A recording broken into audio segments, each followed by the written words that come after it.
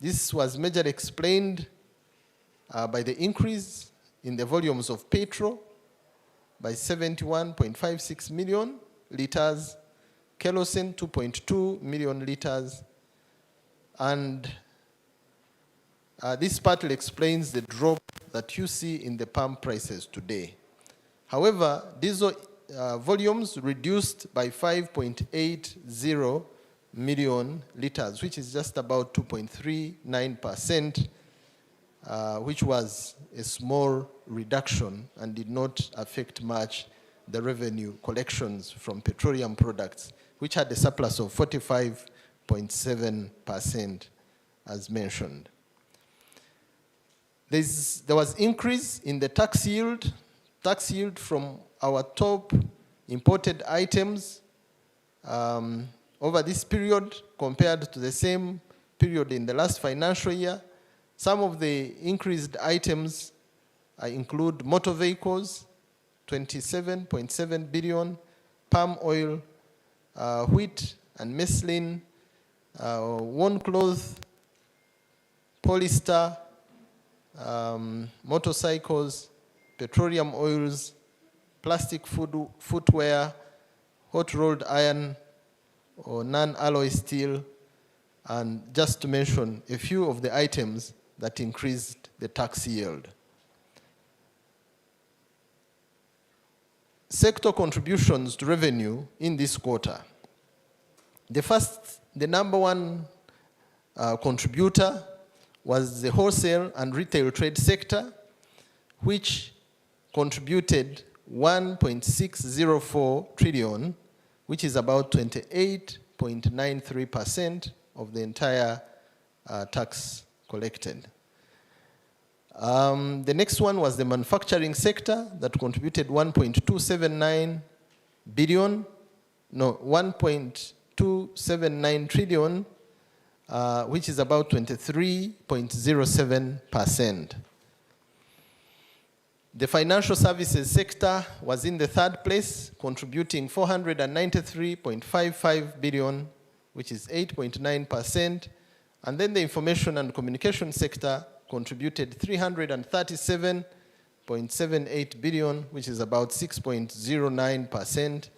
And then the public administration, defense, and social security contributed 243.86 billion, which is about 4.4%. 20 sectors registered growth in revenue compared to the same period last year.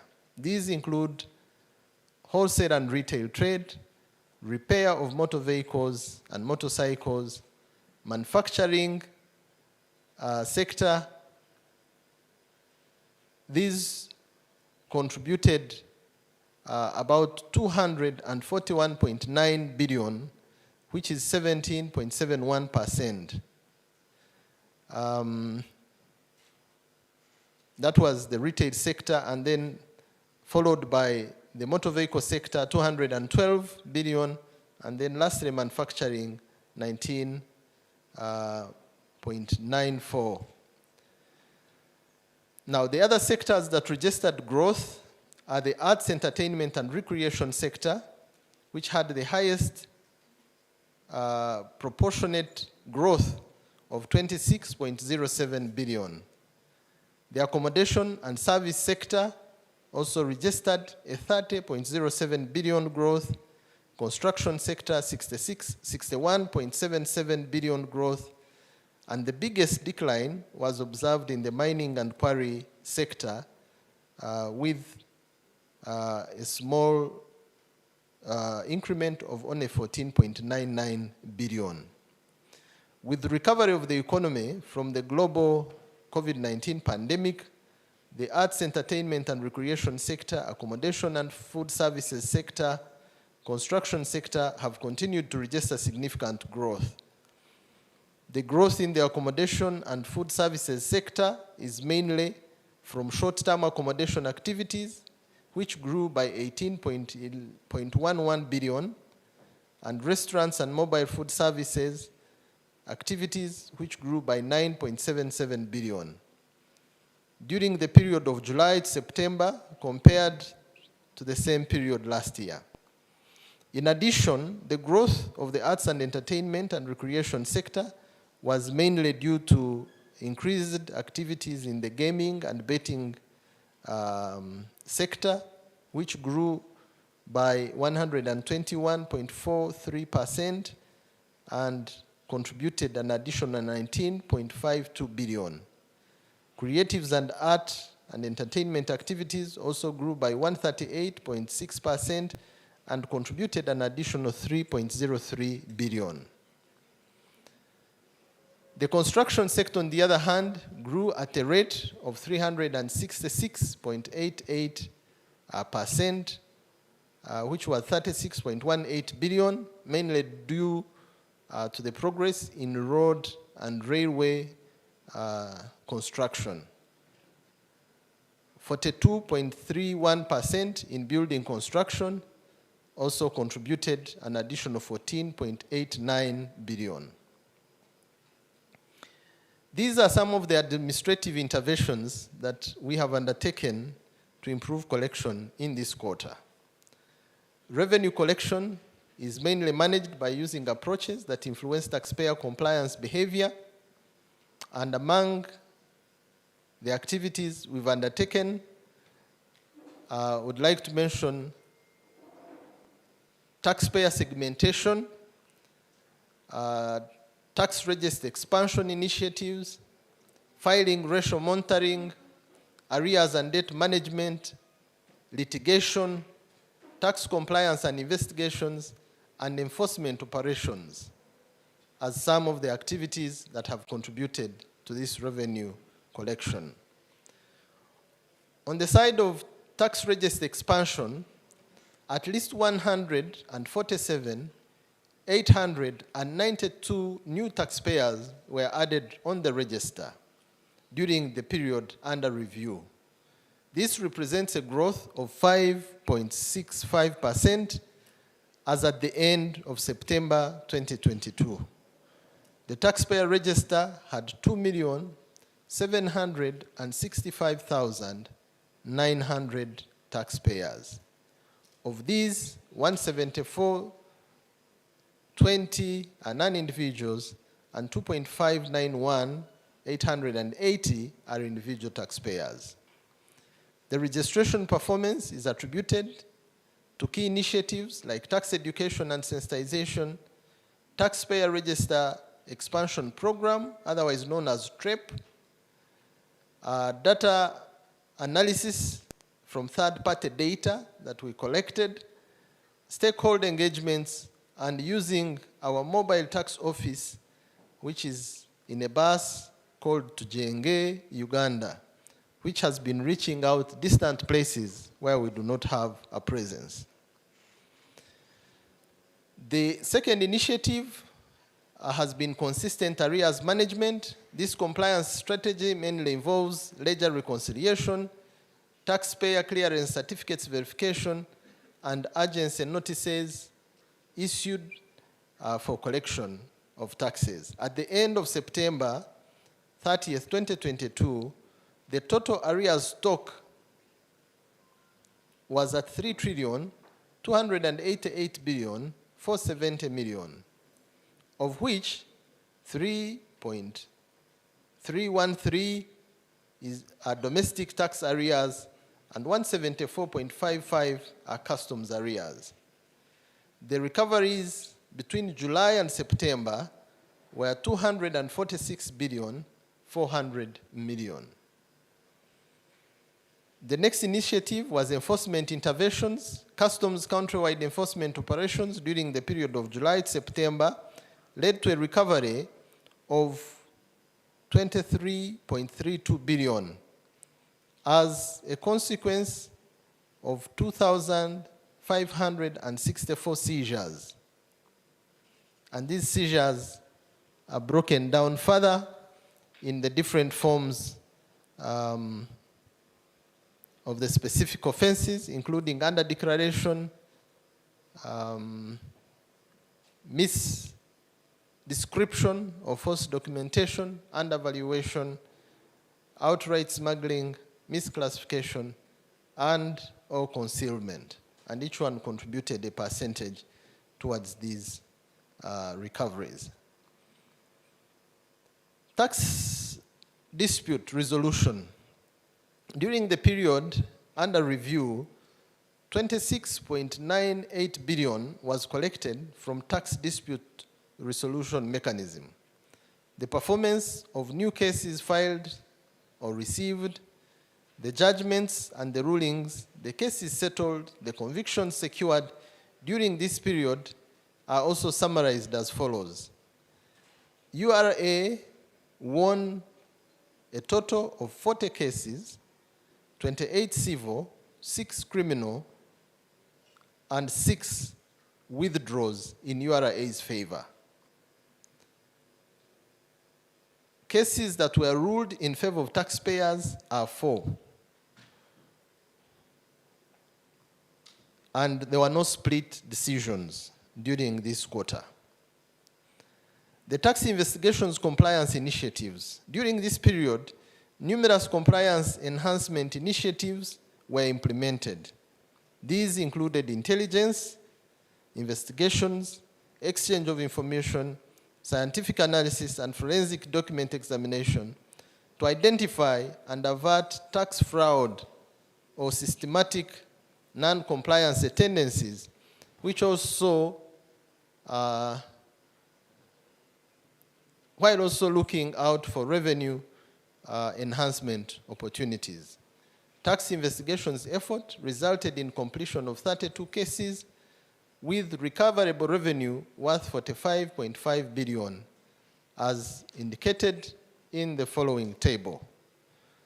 The tax crime investigations were 19 cases and revenue of 27.28 billion was identified. Financial crime investigations were 1, and the revenue identified was 5.87 billion. Scientific investigations carried out during the same period were 5, and the revenue identified was 10.48 billion. Prosecution cases were 7, and the revenue contained in there was 1.87. Altogether, 32 cases, equivalent 45.5 billion. The implementation of the IFRIS and DTS, IFRIS being the electronic fiscal receipting and invoicing solution, and DTS being the digital tax solution or the digital tracking solution. These two activities were very, very helpful to the URA, and would like to appreciate all the taxpayers who came on board to embrace these technologies, because it has greatly improved our transparencies and our relationship. DTS has so far registered 894 clients, and more inspections are being conducted to bring on board more clients. This implies more local excise duty registrations and thus better declarations. On the side of electronic fiscal receipting and invoicing solutions, this has now become mandatory for all taxpayers, but the uptake is still low. However, would like to encourage our taxpayers to embrace this technology because it will both ease their declarations. We believe that once most taxpayers are on IFRIS, it will take away the need for monthly filing, but this depends on the level of compliance. And it will also improve the transparency of your business transactions to us. So there will be no more estimated assessments, because all assessments will be based on real-time information. Let's now quickly look at the outlook of the second quarter, which we have already started, from October to December 2022. The second quarter has a target of 6.632 trillion, accounting for 26.37% of the annual target. And below are some of the initiatives that will continue to pursue for us to collect this.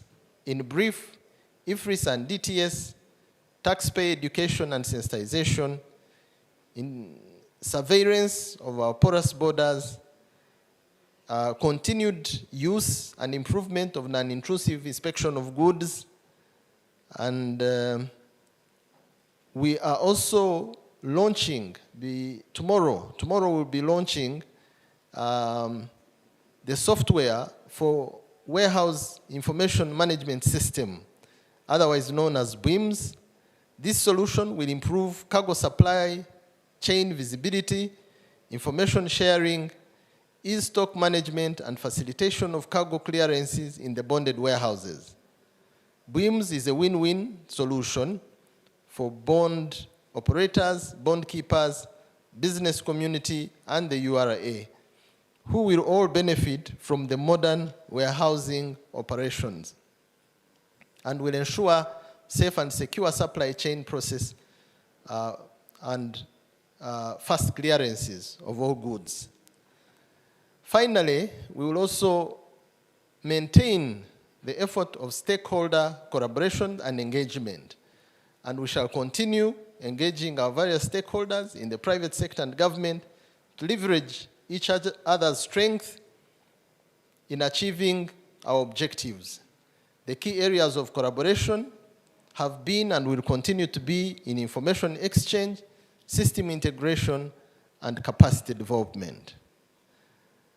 Our distinguished taxpayers, as I conclude my report this afternoon, I would like to very honestly and wholeheartedly appreciate our valued taxpayers whose diligence and consistency in honoring their tax obligation has made it possible for government to realize domestic taxes budgeted for in this quarter and surpassed by a margin of 286 billion as indicated. I would like to thank our board chair and the board members present here, not only for coming for this press release, but for the continuous guidance and support that they give to the URA team in executing our mandate. I thank our supervisors, the Ministry of Finance, for their guidance on all policy issues and supervision to ensure that we are able to fulfill our mandate. I take this opportunity to thank all our stakeholders in government and in the private sector who share with us information, who cover our functions, and I would like to appreciate the fourth estate members present here for giving us good coverage on all issues of taxation. We are looking forward to a closer partnership in this new quarter, the second quarter of the financial year, and throughout the future as we reach out to more potential taxpayers to mobilize them to join the effort of building our nation, Uganda. I want to finally thank the members of the Uganda Revenue Authority, the men and the women in the trenches who collect revenue day in, day out, a very tough and many times thankless job, but we want to assure you that we'll do it with integrity, with professionalism, and with patriotism, because it's out of these revenue efforts that our nation, Uganda, will be economically independent. In conclusion, Chair and members of the board and all distinguished listeners, we are looking at mobilizing 25.5 trillion by the end of this financial year. It is a very high and uphill task, but I'm confident that this goal is attainable with the help of everybody doing their part. I therefore want to appeal to all Ugandans to collaborate with us in the journey towards our national economic independence for God and my country. Thank you for listening to me. Ladies and gentlemen, put your hands together again for the Commissioner General and the Chairman of the Board for this session. Asante sana. Asante tena.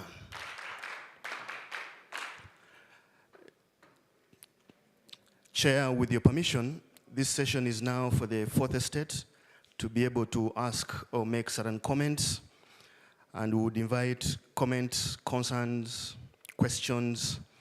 If they're of the governance nature, the chairman will respond.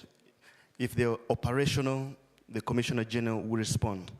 We'll take a round of 5 persons, get a response, and as we manage time, probably get a round of another 5, with your permission.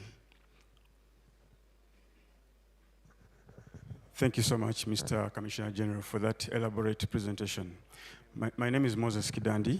I work with Capital Radio and Beat FM. Just this morning, we've been meeting the business community, and my question to you, or a clarification that I'm seeking, is about our health as taxpayers and the entire public. They are worried that there could be a looming lockdown because the last one during COVID affected their businesses, and that they did not get any waiver from Ura. They continued paying those taxes that they were meant to pay, despite the 2 years of the lockdown. And their fear is that the same could come up, yet they haven't got any help from government. What is your take on this in terms of the numbers that come to Ura? Are you adopting to the SOPs set up by the Ministry of Health?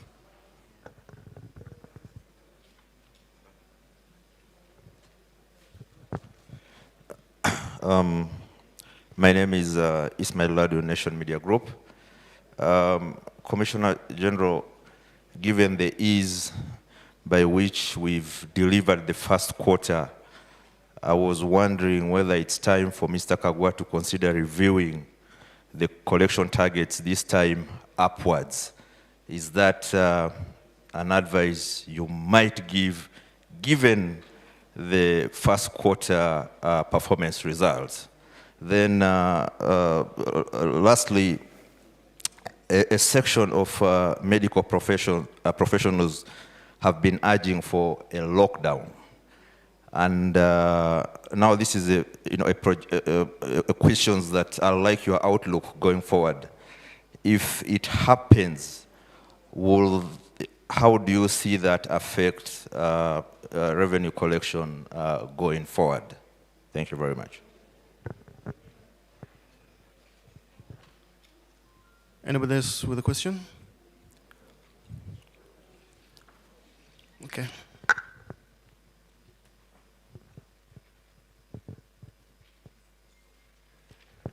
Thank you very much. My name is Ramson Muhirwe. I work with CTV. I understand tax education and mobilization has always been looking forward to funding the budget of the country. We have had a target of Q1 in 2022-2023, and there is excess. Is this to say that we are now taking off to funding our budget? Could this be leading to, say, this time we have about 50%? Is URA most likely going to be saying, okay, how about we look for the means to ask us to fund, say, 75%, now that we are hitting our target with excess? Thank you very much.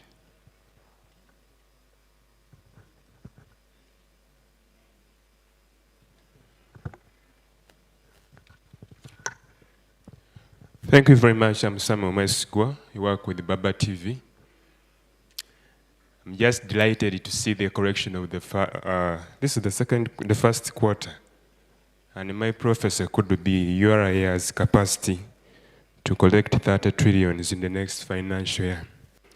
But my first question is, in the last financial year, CG, you did tell us that government MDAs, some of the sectors didn't perform well. What is their performance in this first quarter? Despite the fact that you were telling us that the delayed payments of their salaries has affected some of the sectors. What is the performance of government MDAs? Because we believe they also pay tax. You talked about the wage bills in the companies, that you've discovered that there has been an increase. in reality, when we are making rounds in most of the companies, and most of them are struggling.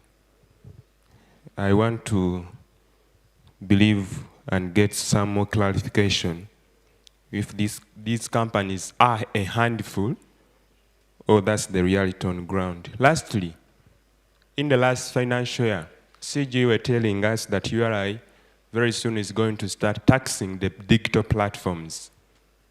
I've not seen them being reflected in the collections that have been made in the first quarter. Have you started taxing them or not? If they have started paying tax, what has been their contribution? Thank you.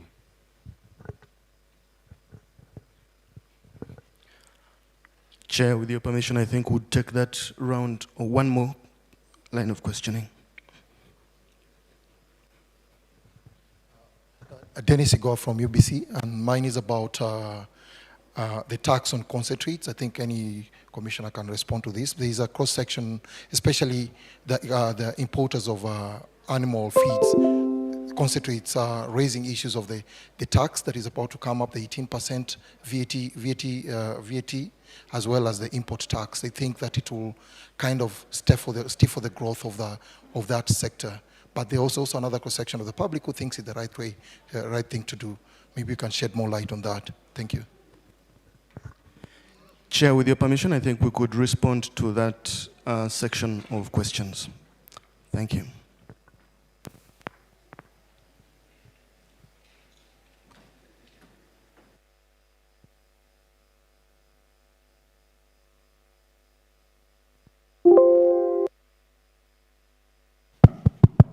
Okay, thank you, colleagues from the Fourth Estate for those very good questions. I'll take on a few and I'll ask my colleagues also to handle others or add some more explanations. I think the first question was from Moses, Capital FM, and he was talking about possibility of roaming lockdown because of the Ebola pandemic. Let's first of all make it clear that a lockdown affects everybody, including businesses and tax collectors and all citizens. It's very restraining. It affects everybody not very positively. We have to do it for survival. And if there is one person praying alongside the businesses that there will be no lockdown, it is us, the tax collectors. Because once there is a lockdown, even the tax collection effort is hampered. So my comment on this and my appeal to all the citizens is that we observe the SOPs that have been put down by the Ministry of Health so that we avoid a potential lockdown. Because when the decision is made for our own good and health, we'll have to follow that. But it would definitely affect the revenue collection, and that's why we're on the same page, observing the SOPs and also praying that God will stop the spread of Ebola so that people can recover without another lockdown. And this same question was asked by Ismail, so the answer cuts across. Now, Ismail also raised an issue on the targets. Is it time to review the target upward? I think because I was reading so many figures, some of the numbers may have slipped through. The first quarter target was 5.1 trillion. We have met it and surpassed it, and we are thankful to God for that. But the second quarter target is 6.6 trillion. So if it is to review upward, that is already done. Mr. Kagwa did his work in good time, in advance. So we are looking at the same period of 3 months from the month of October to December, but we are working with a steeper target. So it is an opportunity for us as tax collectors to get ready for a higher stretch, but also it's an opportunity to rally our partners in this effort, the taxpayers, to even more willingly pay more taxes because we are working towards a higher goal. But related to the next question, which was talking about our economic independence, yes, it is the aspiration of Uganda Revenue Authority that in the near future, we'll be able to collect enough revenue to balance our national target. You can read that in our mission. Our mission is to mobilize revenue for our national development in a very transparent and efficient manner. So as we step up our efficiency, as we step up our transparency, we believe we can borrow less and less until when we win ourselves off borrowing, and as a sovereign state, we will meet our target. This is in our vision, which says a transformational revenue service for Uganda's economic independence. So you can bold and highlight and put in capital letters the word economic independence. There is no nation that can be fully independent economically when you're borrowing to meet your national annual budget. So that is our vision. It is a very ambitious vision, but we believe that together as Ugandans we can achieve this, and it will be our pride. So that is where we are working, and we have a medium and long-term plan, but we hope that by the year 2025 we shall be seeing some improved visibility towards that economic sufficiency. As a matter of fact, we have a target annually of growing our tax to GDP as a minimum by 0.5%. But last year, our tax to GDP grew by 1%, and we hope that we can maintain a faster pace so that quickly we can get to 18 or 20% by the year 2025. This is our goal, and we want to rally every citizen to join us in this effort so that we get there faster. The next question was on the performance of MDAs, and I would like my Commissioner for Domestic Taxes to look at the numbers and maybe give you more detailed numbers. But what I know, the pay improvement came both from public and private sector. Private sector, there are companies like Sinok, like Stanbic Bank, they increased the number of staff and they contributed much more than they were contributing. Government increased the terms of the teachers of science and the medical professionals and those scientists. Also that increased their contribution towards pay. So there was growth from both sectors, and the specific figures, if they are available, they can be shared. Taxing the digital platform. Yes, we started this taxation in this first quarter. And I will again ask the CDT if she has specific figures to prepare them and share them with you. But what I know, the first returns for VAT on digital tax were due on the 15th of September. 15th of October. So the report will come in this quarter.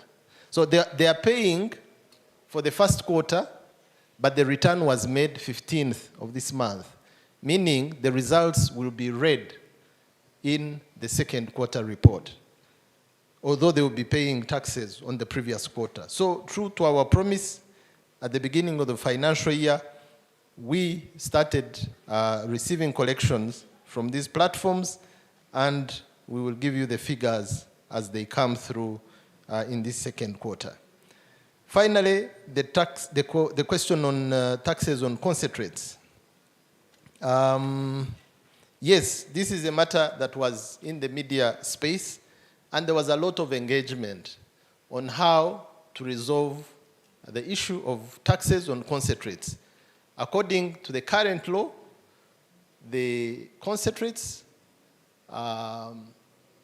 were supposed to pay import and VAT taxes because they are not explicitly stated in the schedule of exemption of VAT, and then in the East African Customs Management Act, they are also not explicitly exempted. However, when we sent out the assessment, and the response that we got was that this will negatively impact the already struggling industry.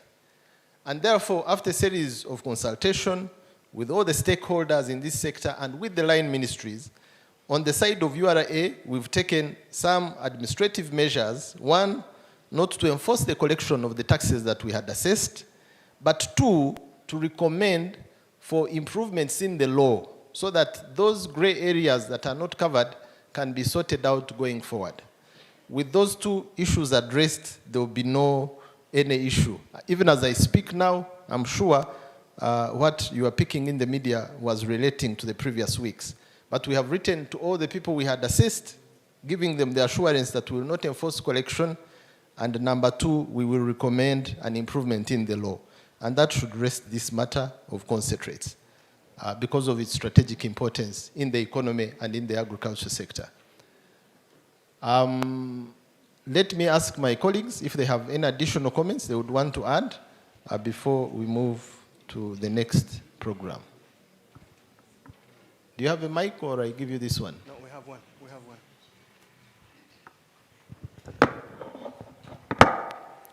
Thank you, CG, and the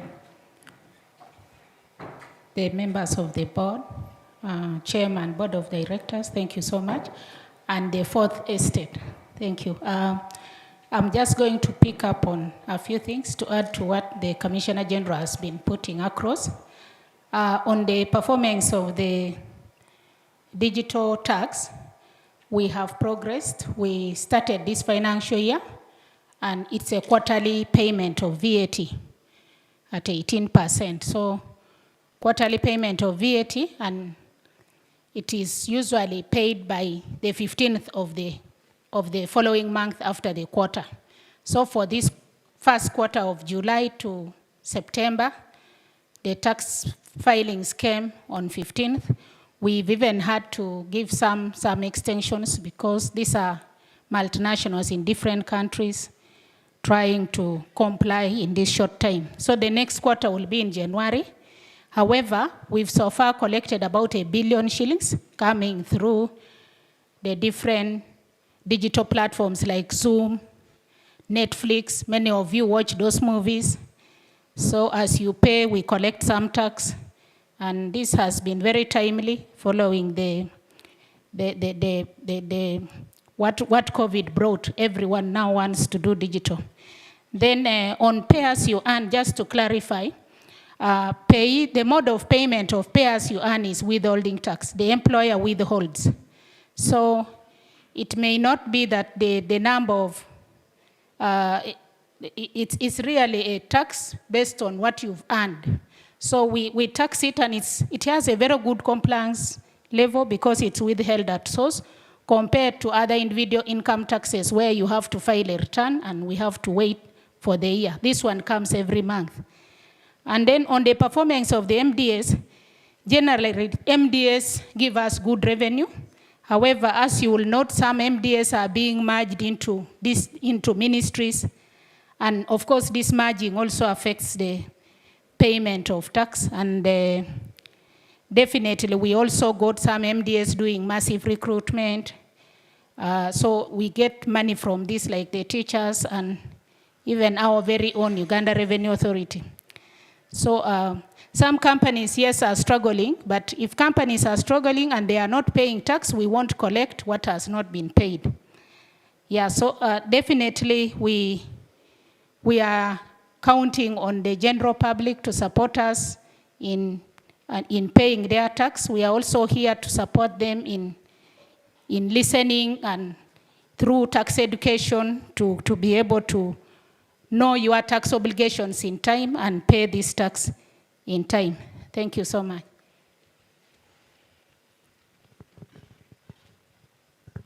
Thank you very much, Sarah. Thank you, Commissioner General. Chair, with your permission, we will take a last round of questions and response, and we'll be able to call it a day, with your permission.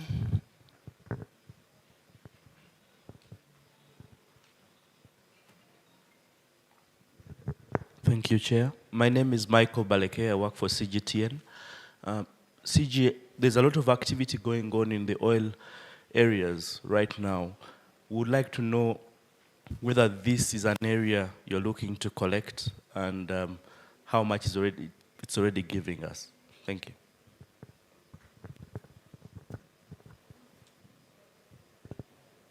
Thank you. My name is Rana Nahabu. I work with Smart 24 TV. From your report, I understand you mentioned that you have little uptake of the IFRS, and we have seen SMEs complaining of how it is very hard to adapt to. Is Ura making plans of making it more convenient? Do we see something happening, or? Thank you. My name is Dennis from the Uganda Radio Network. I only want to understand, the other time the Private Sector Foundation was complaining that as you are collecting this money, many businesses down there are even closing down. What strategies have you mapped out to help these businesses? Because it was a profound factor or reason from the Private Sector Foundation that their members are closing down. And here we are seeing an increment in collections. Aren't we forcing people out of business?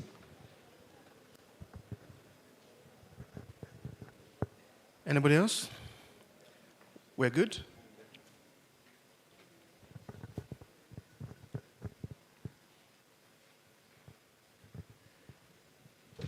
Thank you. My name is Moses Ketaweta, I write with the Red Paper. We all know that fuel drives the economy, and you said that the dip in palm prices has been to increase in import volumes. Will we be able to see maybe a further dip in the prices by the end of the second quarter? Let's say maybe to the 5,000 threshold. Thank you. Thank you. Anybody else? We're looking good. Chair, with your permission, we could respond to those. Thank you.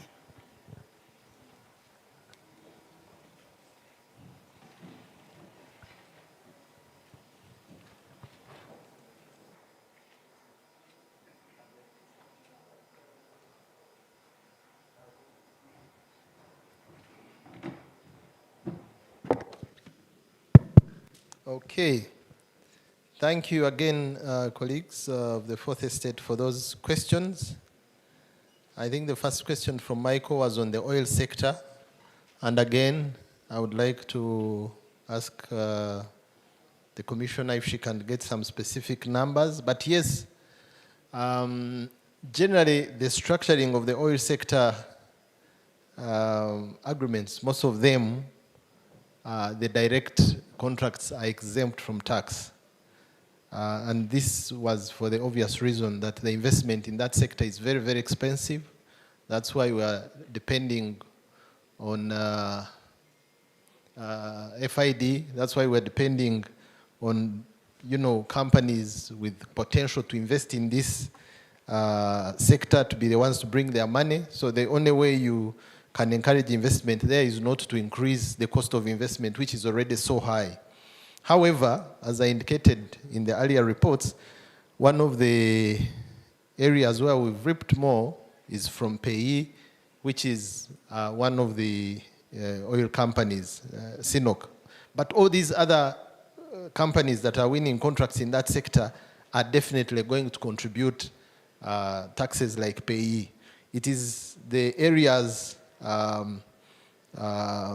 where there are exemptions that we will not be able to earn much from that sector. But I will ask, we have a commissioner directly responsible for that, who can speak more about where the exemptions lie and where the taxes are being collected. So it is a welcome investment. The ripple effect will bring in a lot of indirect taxes, and we are ready to collect that in spite of the fact that it is also highly incentivized through exemptions. The next question was on the uptake of IFRS, and that's a good observation from Smart TV. People have indicated different reasons of why they struggle to get on IFRS. Part of it was that their technicians to do integrations with our systems were not available.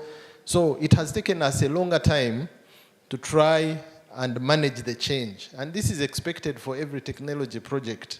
There is a planned journey for change management.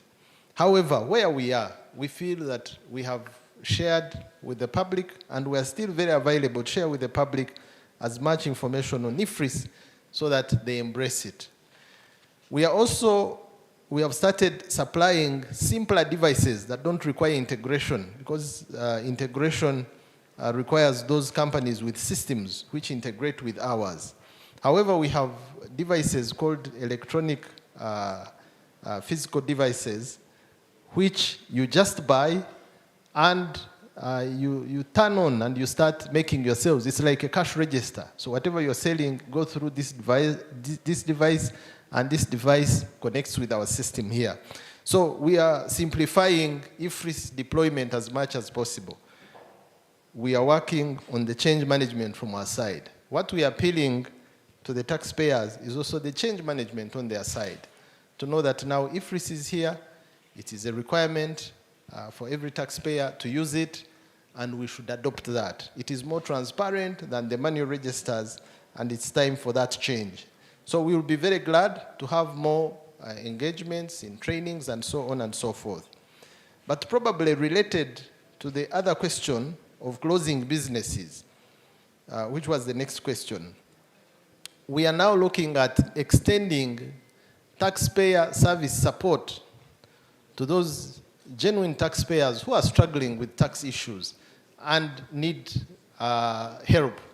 So we are opening new offices, and in our new offices in Kampala, we'll have an office in Kampala Central, which we call Kampala Metro, South and North. In these new offices, there will be a dedicated team for customer service support.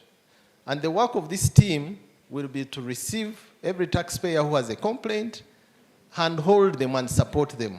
So there should be no taxpayer who runs away from us because they don't know what to do, or try it on their own and they don't do it right and it hurts them. Because, for example, why systems like IFRIS is good, there is no business that has no input, VAT. Whatever you are selling, you have bought it from somebody. So by the time you buy, you get VAT input. By the time you sell, you do VAT output. But a poor record-keeping business will have to pay a lot of VAT because they never kept records for their input. Now, these are kind of, these are an example of some of the services we'll be giving to businesses. How do you keep your records accurately so that you don't overexpose yourself to paying tax that probably you should not have paid because of poor record keeping? So we are ready to support businesses. I strongly believe that there is no business that should die or close because of taxes. Remember, taxes are a percentage of the profit of a business. So if you have not profited, how can you close because you have paid tax? Either you have kept poor records and you are paying tax on things you should not be paying tax on, or there is another reason why your business is dying. And either you have leakage. When we started the DTS technology, the one of digital tracking, there was a water company which discovered that some small person somewhere in their houses were packing their water in their house and selling it as their brand. So you can imagine, with the digital tracking, you can't do that. If it is Rwenzori water, it will have a Rwenzori stamp, and there is an app to confirm that this is Rwenzori or it is Uzima or another water. So things like that can kill businesses. A business will close because of other factors, and the technologies we're introducing should make it easier for you even to track that your product and your brand is the one selling in your name, not another. So that goes to the effect of, so when you ask why are we collecting when businesses are collecting, I think we are collecting successfully because we are reaching new territories. There are people who have not been paying, who are paying for the first time. We are paying because we have closed some of the revenue leakages. So what we collect, we make sure that we transmit it, and so on and so forth. It is not that we are overtaxing the same taxpayers, and it's a risk for them to close. Someone asked whether the fuel will drop further, and if we can expect it to go below 5,000. I think maybe this borders with a policy issue. I'm not sure. What I know from the side of revenue collection, there has not been any increase on fuel, which sometimes is the case, and we are making sure that everybody who sells fuel in this country is fuel that has paid tax. That should level the ground. some of the testimonies from the big fuel companies, they were able to start selling fuel in some regions recently when we closed off the fuel that was trickling back from the neighboring countries. So that is preparing a level field. But whether it will lower the fuel costs further, I don't think I have a sufficient answer for that. So I would like to ask my boss from the Ministry of Finance to throw in a comment on such an issue or any other that he wants to talk about. And then I'll also ask my commissioners to make any additional comment. Thank you very much, ladies and gentlemen.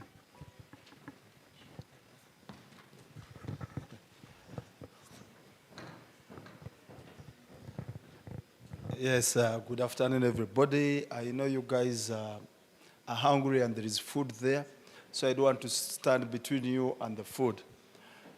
But just to say that we are in challenging times. As you know, the effects of COVID-19 lockdown measures are still with us. They have disrupted supply chains, they have disrupted a lot of manufacturing in the developed world. We have also noted that the conflict between Ukraine and Russia has further disorganized this. We've seen increased prices going up for fuel internationally. There's been a decision by OPEC to reduce the production output of fuel by 2 million liters a day. We have also noticed the effects of climate change in the world, and even in Uganda, where we've had extended drought. We have seen a rise in inflation in the whole world. We never expected that inflation would be higher in the UK and in the US than in Uganda. But all these interest rates have also gone up. And all this means, of course, that as we are doing business in Uganda, we cannot be oblivious to all this. Our inflation has gone up. Since June, we have been seeing inflation going up in rates that we haven't had in a long time. And last month, our inflation reached 10%. So with all this, we need to commend URA, because some businesses have had to suffer because of this. But URA has been going out there to collect tax, and I will say in an efficient manner, where government has not increased any tax. So with this situation, we have seen when you talk about fuel, we have not increased taxes. The taxes on fuel are specific, that even when the prices go as high as 10,000, our collection on that fuel will still remain the same.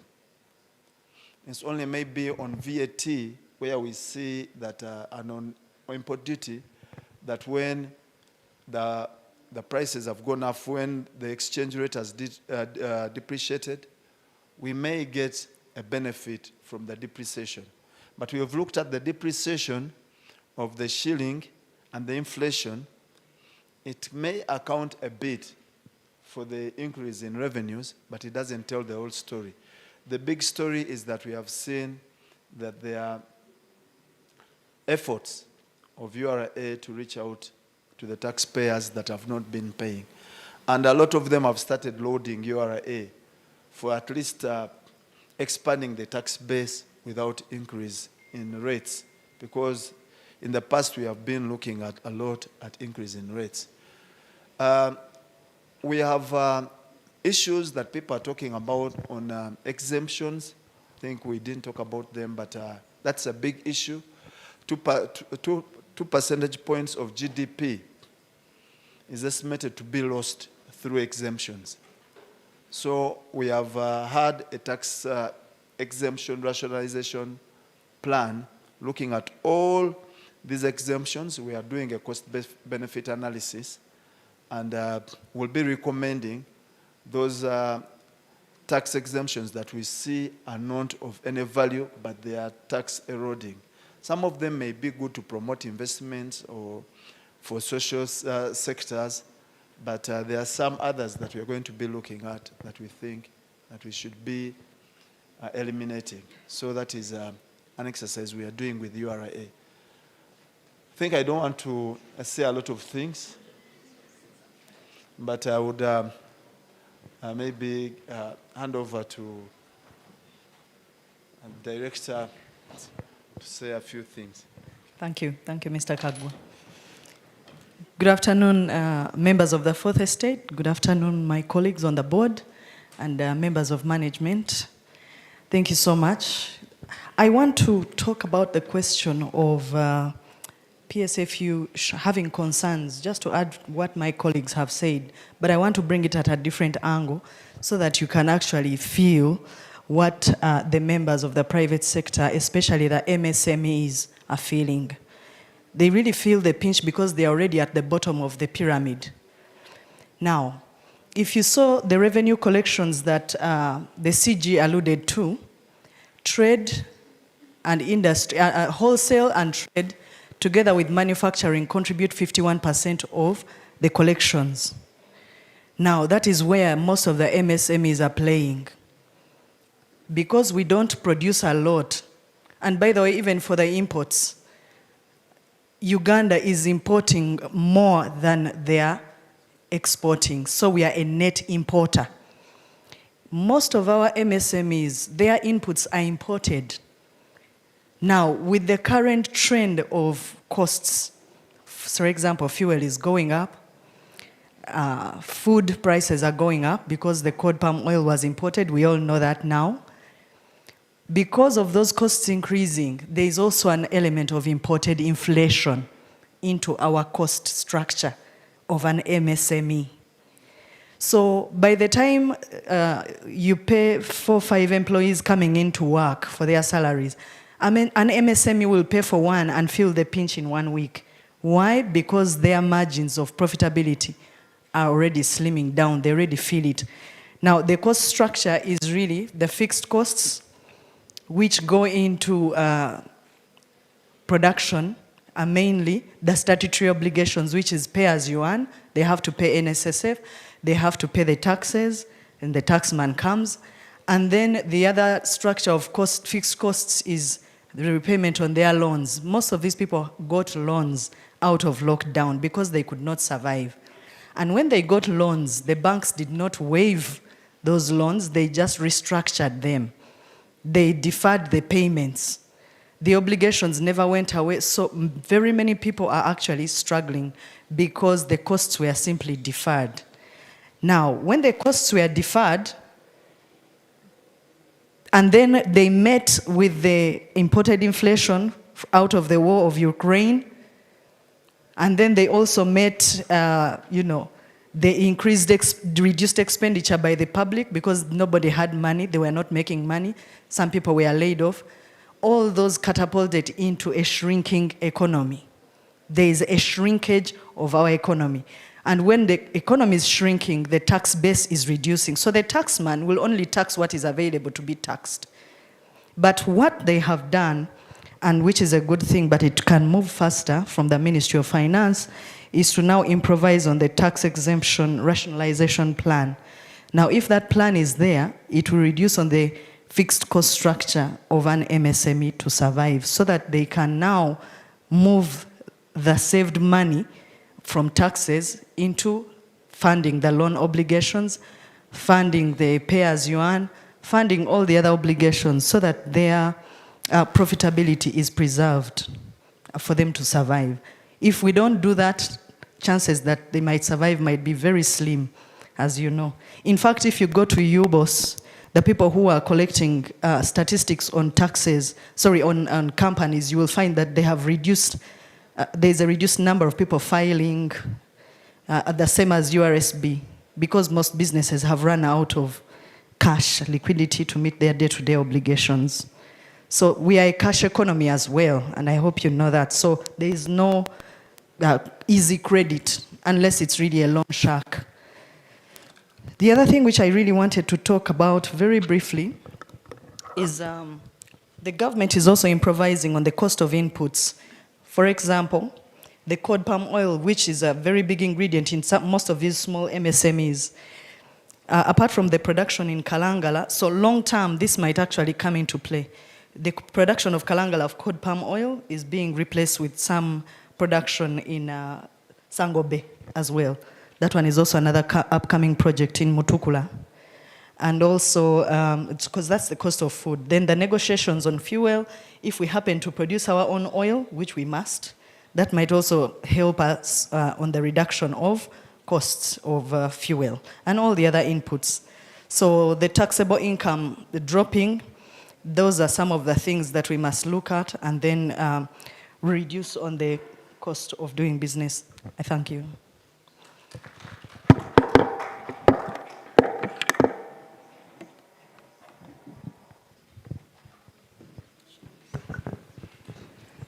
Thank you so much. Just to add to the earlier submissions on petroleum, on our expectation on the tax revenue from petroleum, this financial year we expect about 450 billion from petroleum.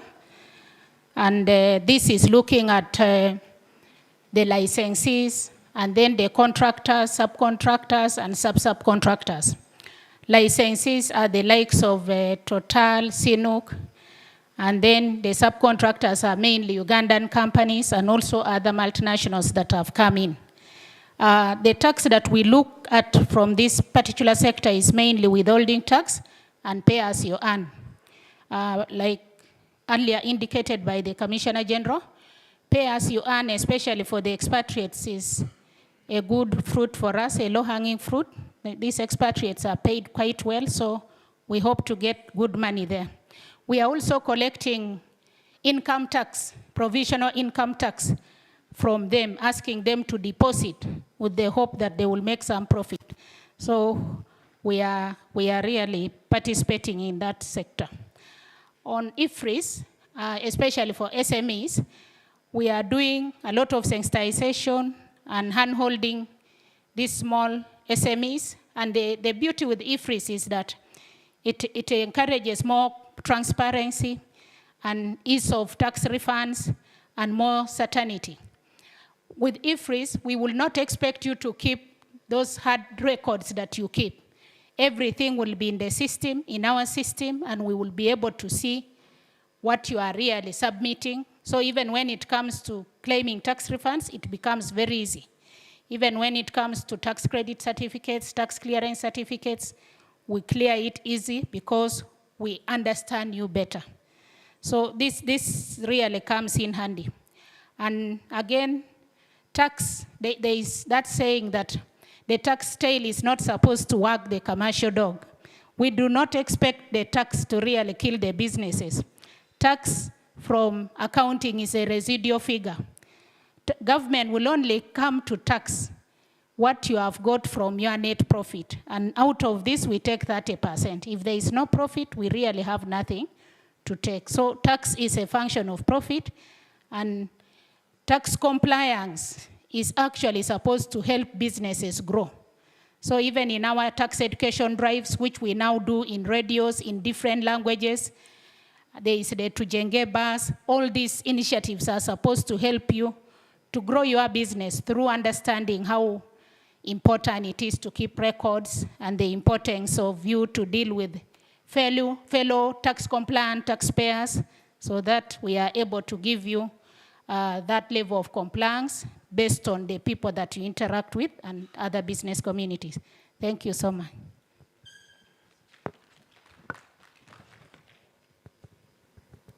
Thank you very much, Madam Sarah. Chair, with your permission, I think we can come to a close.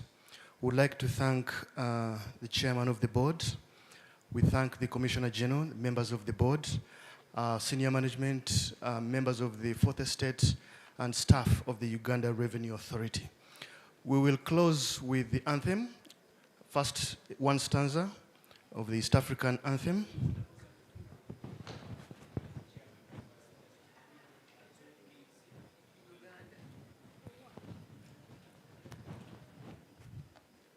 Chair, there is a request from the fourth estate for you to give them a 1 or 2 minutes comment, closing comment in Luganda, if you so wish. Okay, sir. Thank you, sir. It's been granted, so let's just organize for it. Thank you very much.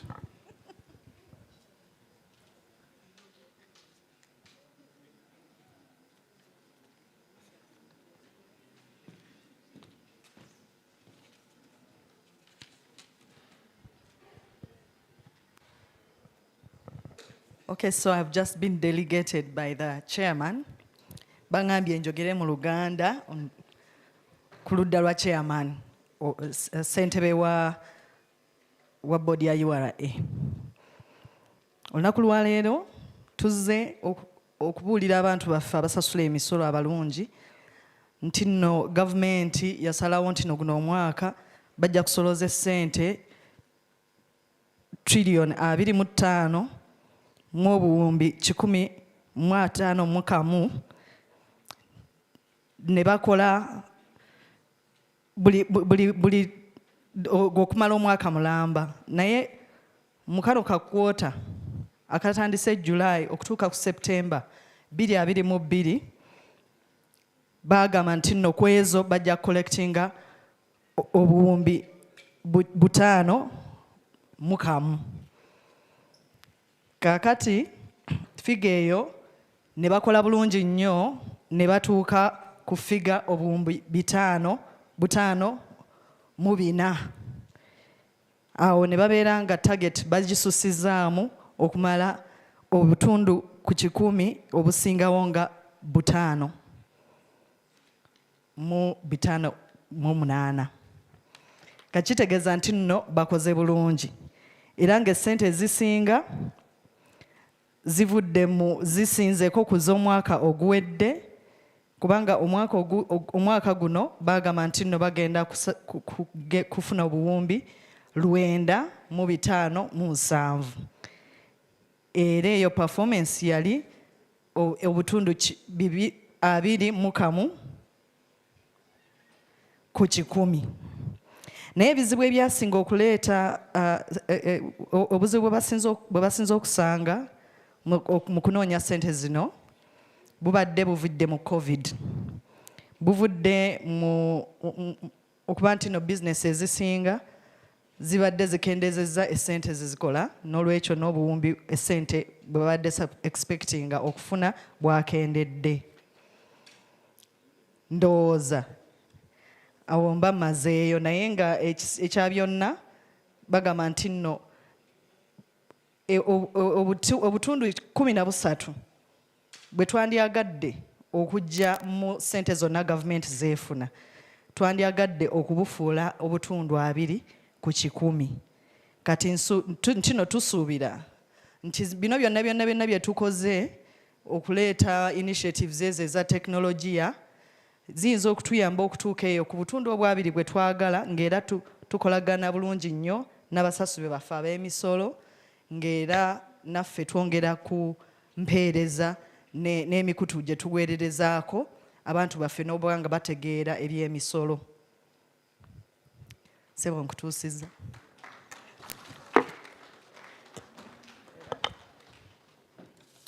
Thank you very much. Thank you very much, Madam Geraldine Salim.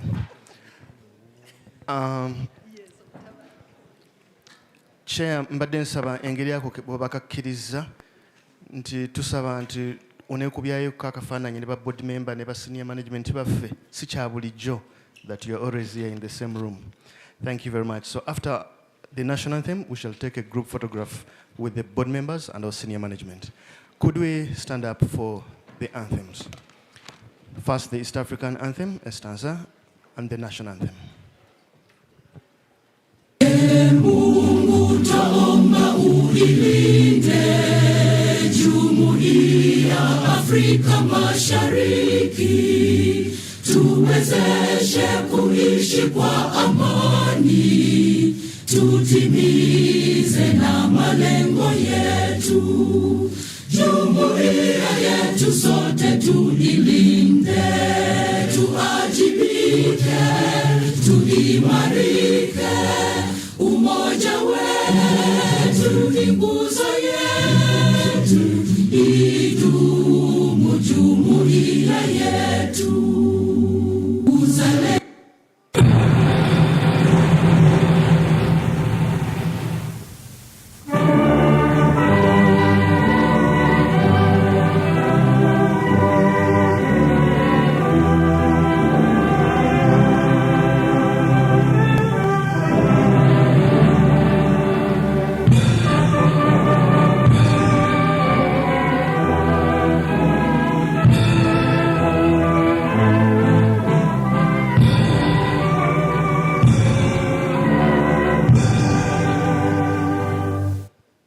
Thank you very much. Thank you for the state. And this brings us to a close. I would kindly invite, the board would come, I think, down here, and senior management